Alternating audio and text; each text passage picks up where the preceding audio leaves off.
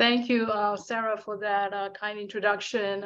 Good afternoon and good evening. I'm calling in from Boston, Massachusetts. It's a beautiful day. As I'm sitting here listening to Sarah's introduction and ponder upon, this is a great day for, all of us getting together to talk about the subject of women leadership and women participation in society. But I'm sure many of you feel the same way, that it's almost like we have a double life right now, in that while this, meeting, a virtual meeting that's going on, that we feel very supported, when we step outside, it's almost like the famous Netflix movie, The Stranger Thing, that the world is upside down. We all came out of this unprecedented pandemic. And during the pandemic time, there is, of course, a huge global social justice movement started with the Black Lives Matters.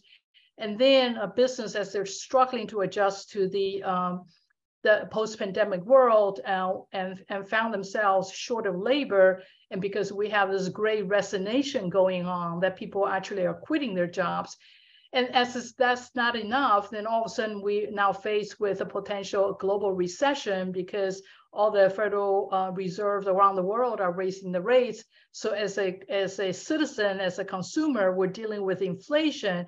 And then on top of that, we have unprecedented, global warming impact, whether it's, for example, flood in Florida or a fire in Europe or heat.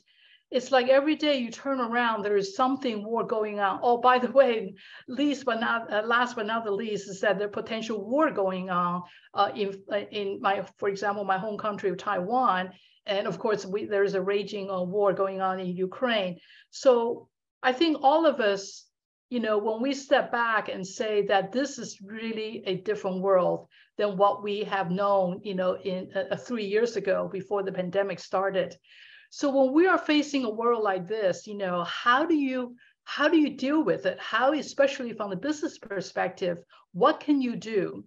And I really believe that as we evolve as a humanity, as a society, and this topic of diversity or inclusion or equity inclusion is really not just a nice to have, but a must do.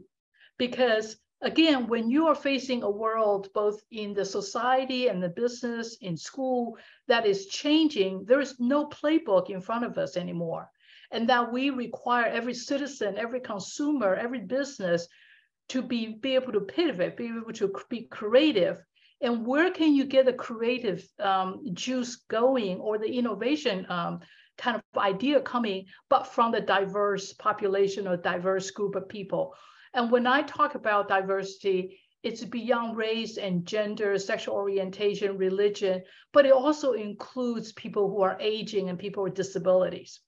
Sarah mentioned that I spent 30 plus years in IBM, and I actually started out with a kind of a traditional job as IBM sales and marketing, and dealing with a lot of, a mainframe, and then later on, computer sales. But I found myself to be very, very lucky to join a company at a time back actually in the 1970s, when I was actually only 2 years in the United States, can barely, master English well enough to carry on a conversation. But as a company, IBM recognized that they need diversity. So they looked past the so-called imperfection, for example, my language capability, and hire me into actually IBM sales and marketing to help to carry on the business objective of IBM. And I was able to benefit from that particular company's decision-making. And because this is a company that actually hired, for example, the first person with disability back in, or first blind engineer back in 1914. That's actually 76 years before American Disability Act. So this is a company that really lived the kind of author of diversity from the very beginning.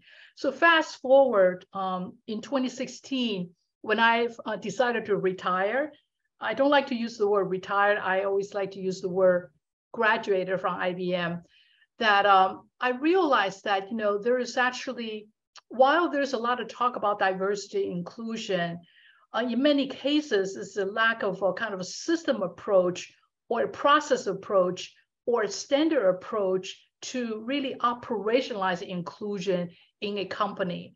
So that's when I set out to say, you know, I need to do my part in translating my personal experience and also my professional experience, maybe weave that into a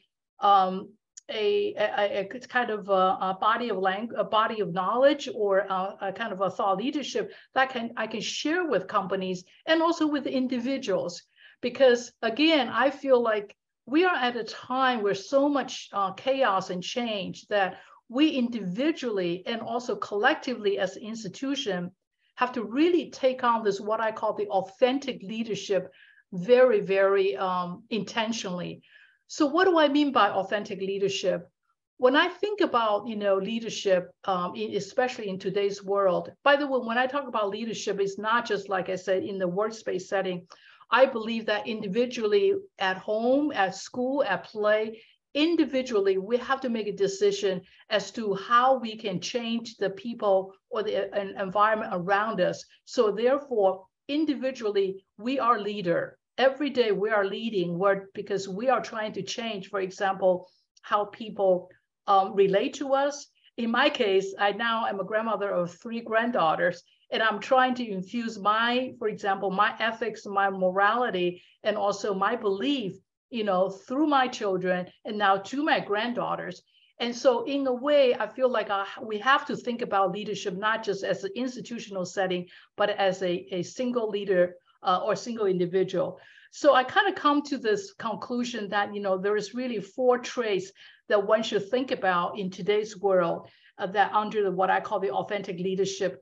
One is positive thinking, positivity. That is, this world is full of darkness, and a lot of times people are angry. So to be a leader of today's world, we really have to think positively. And personally, I benefited from my mother when I was growing up. I was the tallest girl in my class, and I only get a chance to play a tree in my school play. And I was very upset about it. But my mom said to me, well, what's wrong with being a tree? You're still in the school play, and people will notice you, and you don't have to remember any lines. So don't complain about it, celebrate it. So in a way, she helped me to reframe a kind of potential negative experience into positive. So positivity, I think, is so important in today's world. And the second thing is actually a word that was played out in the TEDx, that's curiosity. We have to have a curiosity, wanting to learn about other people, other country, other situation, and other abilities. And again, in my work with digital inclusion, I get a chance to work with people who are blind. I have blind scientists on my team. I have deaf engineers. I have people who are mobility, you know, in a wheelchair, innovating in IBM research with me. And because the curiosity of them and them of me as a first generation immigrant, we were able to learn from each other. And the third thing is possibilities. We actually absolutely in a time that we have to celebrate everybody's possibilities, especially in time like this, especially in time of change, and that everything is actually possible, that individually we can make a difference. But last but not the least is integrity. We are in a world where there's so much misinformation, and truth-telling actually is becoming optional. And as we individually leading our household, in our workplace, and collectively, I think the integrity is so important that we have to live that, and that be our true north. And as I'm closing out in my talk right now, is that during the pandemic, I reread my favorite book, The Little Prince.